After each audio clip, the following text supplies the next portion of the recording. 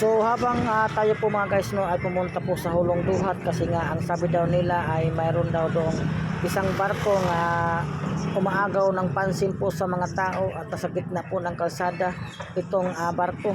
So ayan nga po mga guys no yung daanan ng Hulong Duhat. Ayan po yung tulay at papunta na po yan sa kung saan man ang location po ng barko. So atin po siya ngayong puntahan kung talagang totoo ba na may barko sa gitna po ng kalsada at nangaagaw po ng parking. So yan nga po ang nakita ko sa iba pong mga tao po no, at narinig ko po sa ibang mga tao nga mayroon talagang barko sa gitna po ng kalsada. So atin po siyang titingnan at ayon nga po no habang po tayo ay nagbiyahe ay mayroon po tayong mga nadadaanan pong mga aso, mga istre at atin nga po sila din pinapakain habang tayo po ay papunta doon sa sinasabi nilang barko nga nasa gitna po ng kalsada.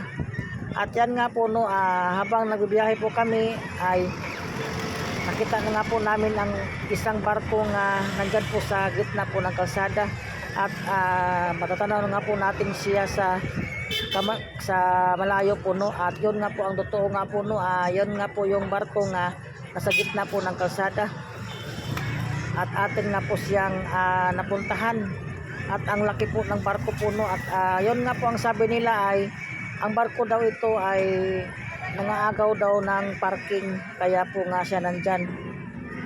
So yan po yung barko na MS Noah. MS Noah ang pangalan po ng barko no. So atin nga po siyang titingnan dyan kung ano po ang mayroon pong sa loob. So ngayon po ay titingnan natin siya ngayon kung ano po ang nandyan para po malaman ninyo. So ayan po yung mga istre po na aking pong nadaanan po no. Papunta po siyan sa Hulong Duhat sa MS Noah po no. MS Noah ang barko pong pangalan.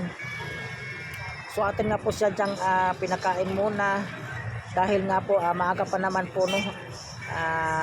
Yun nga po may dala rin po tayong mga cat food at saka dog food para po kung ano pong ating madaanan pong mga istre ay atin po silang mapapakain po no. So yan po yung napili ko pong mga cat food at saka dog food po. So sa ngayon po yung barko na yan ay atin na po siyang titingnan sa loob. Pero yan pong barko po no ay nasa crossing po. So magkabilang daanan po yung gilid po ng barko na nasa gitna po ng kalsada. So yung barko na yan ay isa pala yan dyang kainan hanggang third floor po no. Hanggang third floor po yung barko na mayroong kainan na sangyup. So sangyup po yung kainan po ng barko na yan kaya po nilagay siguro dyan para po maganda rin ang pagkagagawa po ng barko. MS Noah. Glory to glory po ang nakalagay po sa pangalan po ng barko MS Noah. So ayan nga po no umakyat na nga po tayo sa hagdanan para po tingnan po ang taas po ng barko. So humakbang na po ako dyan papunta po taas at yun nga po yung pusa pong ating pong nadaanan po sa daan na atin na pong napapakain po sila. Kaya nga po ay mayroon nga po tayong dalang mga cat food at saka dog food at yun na nga po no. Diyan na po tayo sa second floor po ng barko at ano kaya ang sa taas isa rin po palang kainan po no.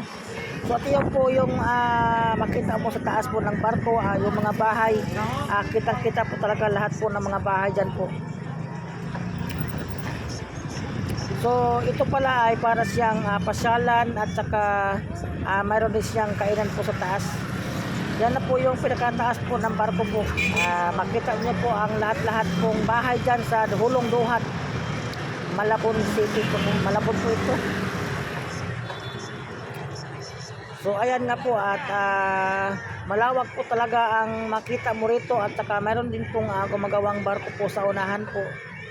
Ayan po ay sa unahan ay dagat na po yan at dyan po talaga ginagawa ang mga barko na kanilang gagamitin sa pangdagat po no.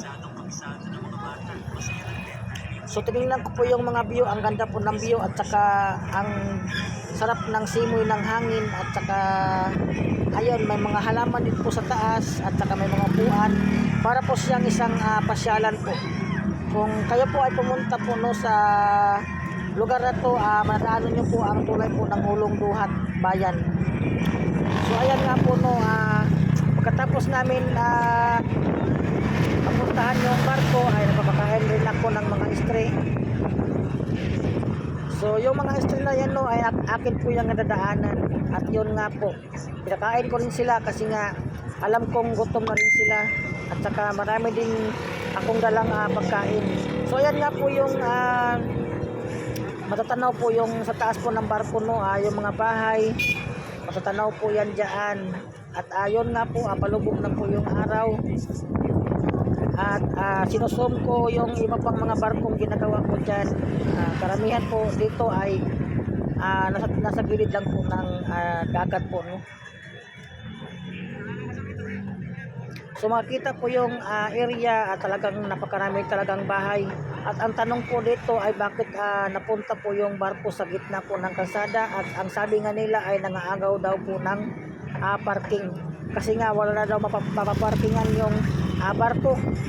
So ayan po yung location po no, napakaganda po talaga at makita po ang mga bahay, ang tanawin, ang gaganda po ng tanawin. At talagang pinuntahan ko talaga siya, sinadya ko siyang pinuntahan kung ano ba talaga ang totoo. So yun nga po, isa po siyang restaurant na barko na isa rin po siyang pasyalan. So yan po yung daan po no, na naging crossing po sa Hulong Duhat. So marami lang po ditong dumadaan at marami din po ditong kumakain po dito sa loob po ng barko. So may mga solar din po ang mga barko para po sa mga ilaw. So kita-kita po ang lahat po ng bahay po ng Hulong Duhat Malabon. Sulit na sulit po ang pagpunta nyo rito dahil nga po maganda rin ang simoy ng hangin at saka lalo na pagkahapon ay maganda po ang paglubog po ng araw. So ayan nga po no, nag-explain na po ako dyan kung ano po dito po ang nasa loob po ng barko. So ayan nga po, mayroon sila dyang sangyop at saka mayroon din silang coffee shop itong barko.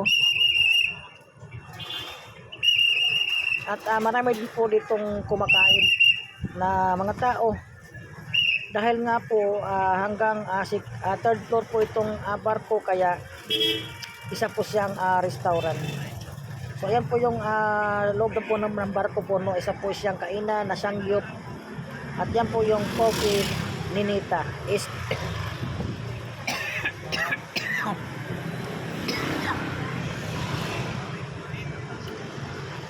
So ayan nga po yung kabuuan po ng barko no, ang ganda tingnan at ang ganda pagmasdan. Isa po siyang restaurant po na barko at ang baba po niyan ay isa po siyang parang salon.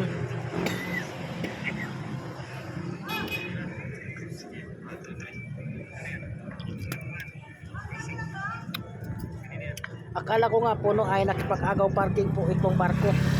So yan po yung mga strip po natin na pinapakain po natin at atin nga po silang nadaanan.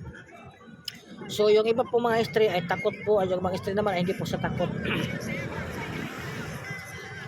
Kaya atin po silang napapakain. So yan po sa puno ay napakalaki po sa po niyan. Pero sobra po niyang bait. At ang ganda rin ng kanyang balahibo. Ang balahibo pala nino ay talagang native na native po ang kanya pong balahibo po na mingming. Isa po siyang lalaking pusa. So mayroon po dito nagpapakain po no sa kanila. Kaya nung dumaan ako rito ay marami ding nagpapakain din.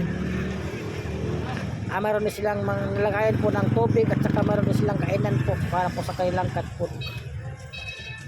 So hinimasimas ko nga sa dyan no kasi nga gusto ko talaga siyang hawakan kasi nga napakalaki pong pusa. So nag-ikot nga po rin tayo para po sa mga istre. Nagpapakain po tayo ng mga istre sa iba't ibang lugar. So ayan nga po no, yung iba